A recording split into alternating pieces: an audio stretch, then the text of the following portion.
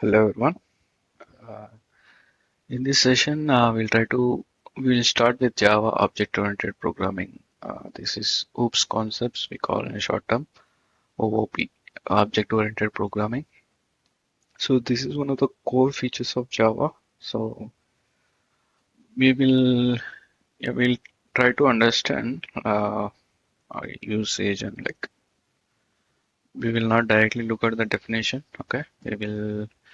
So in object-oriented programming, the first terminology or like first thing we need to understand is class.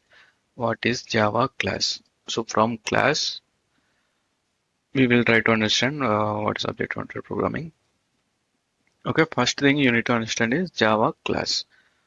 Okay, why, uh, what is Java class and why is needed? Okay, so first we will just quick recap on what we have learned. So we have data types and then a special data type like array, string. Okay. So string is also another data type, and so data type can hold only one value. If it is a normal simple data type, and if it is string, we can have a sequence of characters or string sentences like that. And if it is array, we can have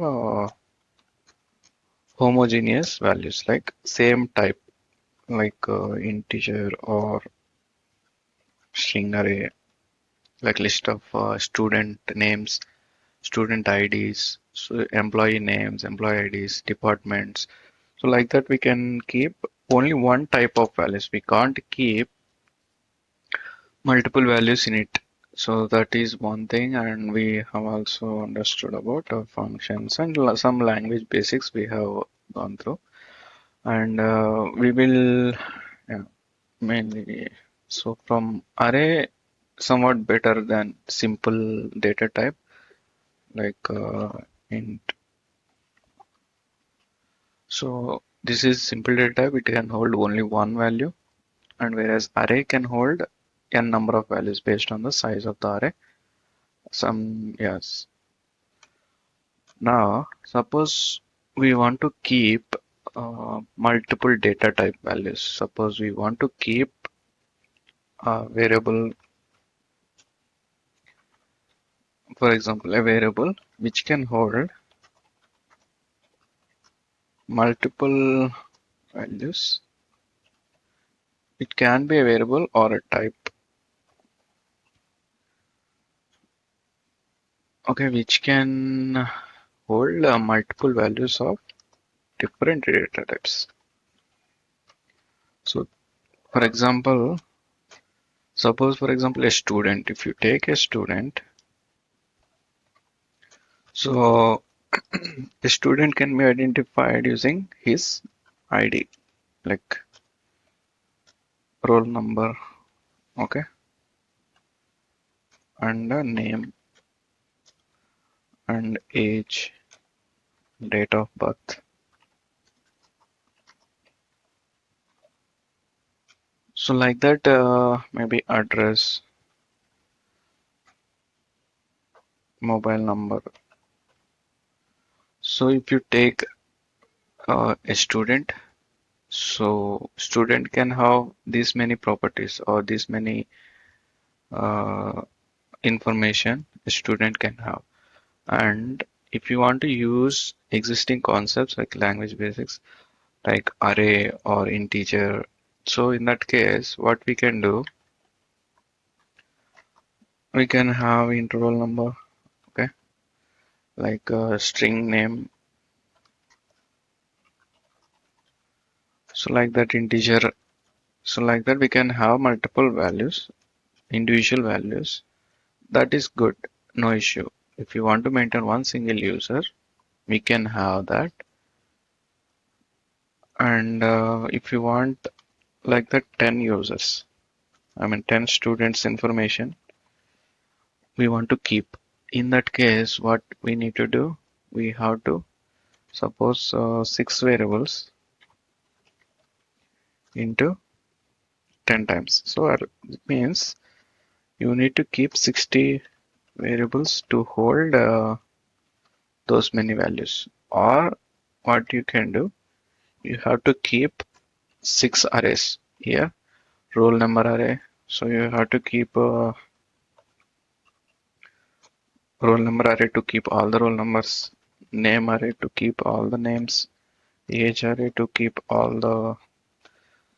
Okay, so this is not so intuitive, means it's not so easy to understand. Okay, so if you want to modify age, I mean, if you want to delete one, you have to delete in all the things. So that's where it's a little tough. I mean, it's not easy. So for that, and I will just take comparison between C language and C++. These are languages prior to Java. Okay, this is the program structure for C language. Okay, and here we have imports. These are default implementations that are available, and these are libraries and required. And there is also kind of a main method, similar to Java has a main method. And the logic will go and functions in the like recent session we saw. So here we call function in C. In Java we call that as a method. So the purpose is same. Okay, this is how the program structure looks like. Okay, and if you in the C language itself we have some special type, that is struct. So using struct we can achieve what we are talking now. Like we can group a particular set of variables or attributes to a specific type. Here we call it as struct and then a struct name. So create a structure. Okay. So here my number, my letter. So this is how the struct is declared, and values also can be accessed. Like we are creating a variable out of this type. Like this is the type, the struct type, and we are creating this act as a data type. This is custom type, we can say. And from there, we are declaring the variable, and then we are setting the values to that variable, and we are printing. So that is how in C language we have a concept called struct to achieve that concept.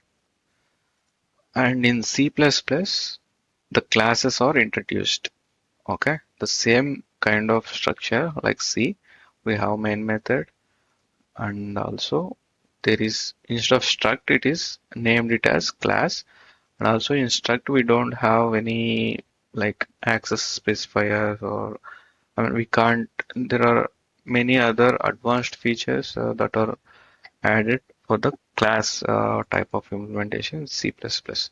So here we can give scope. This is access specifier. We will talk more in detail in the next sessions on different access specifiers we have.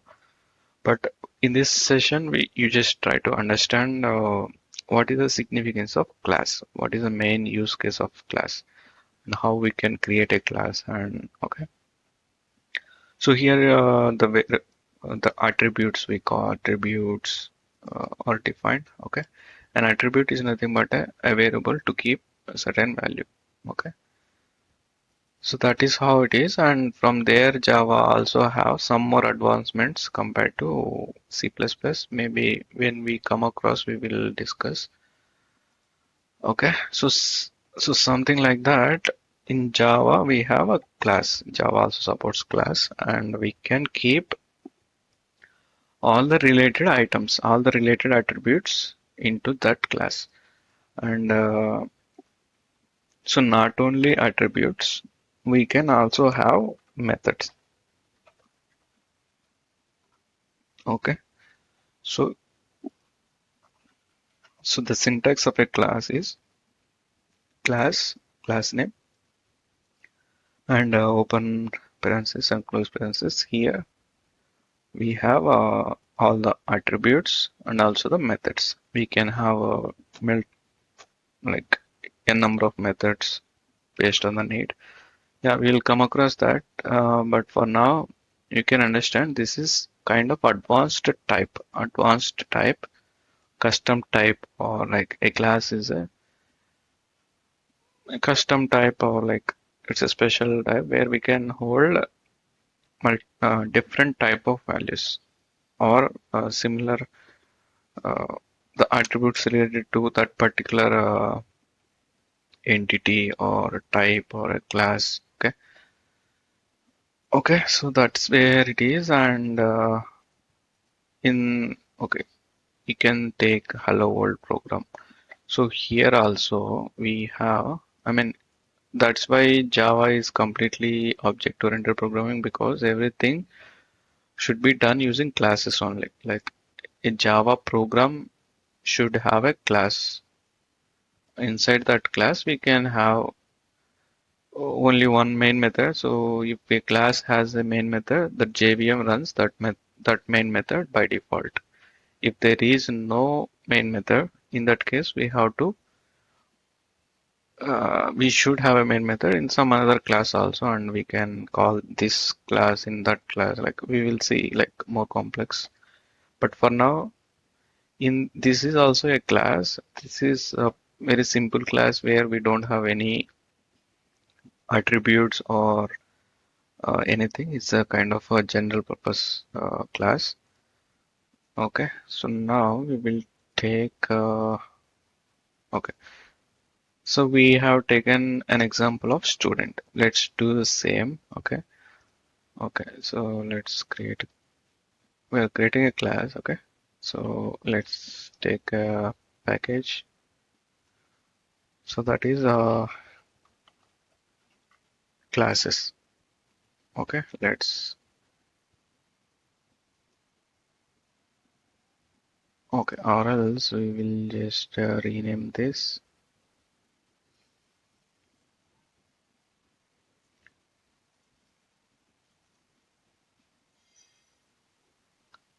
You can click F2 so that it will open the rename option. Object oriented programming. Okay, OOP concepts. Okay, so I'm just renaming so that we can group all next sessions into OOP, object oriented programming concepts. Okay, so let's take student. Student. Okay, this is a type of class, like we are creating a student. Okay, and let's don't keep any main method. Okay, so okay, now we can just define all the attributes of, like, how student can be identified, like what are all the parameters or features of a student, and then we can have methods also. Okay, so for example, um, int id, or okay, let's say id, and then string name, integer age, and then mobile number. So mobile number is 10 digits, so it should, like, we can keep it in a string. Okay, and then what we have declared here, so address. For example, we'll just keep address, okay, as a single string. We will see what can be done. Okay, so this is one thing, and we can write methods like get age. Okay, okay. For now, we will not talk about methods. Okay, so we will just declare a class. Okay, now let's create one more class. Okay, let's create suppose employee. Okay, let's create another class employee. So here, so employee can have employee ID. So let's take integer only, and then string employee name. Okay, and then so employee, what employee can have employee uh, ID, name, and what is the role. or designation. Okay. Okay, and then what else? Yeah. Okay, now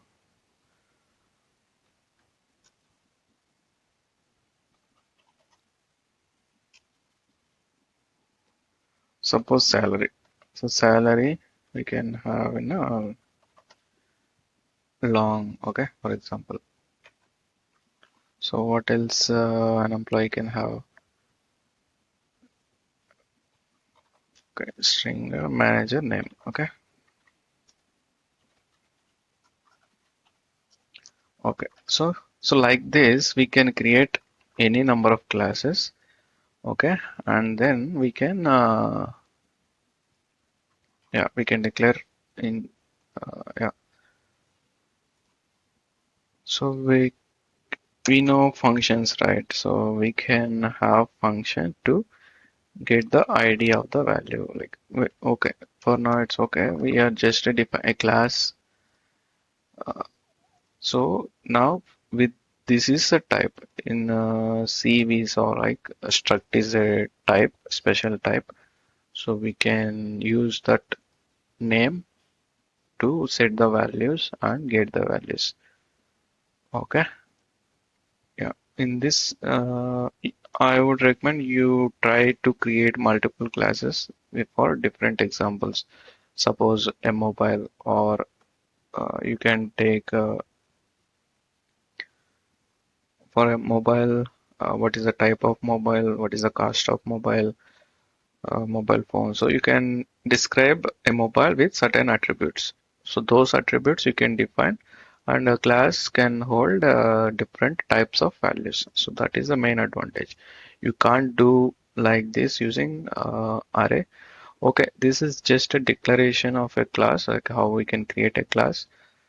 In the next session, we will see how we can set the values, and we will take one example like employee or student, either case. We will try to create multiple students, okay, and then we will try to uh, print all the values in that okay, student values. Okay, yeah, that's all for this session.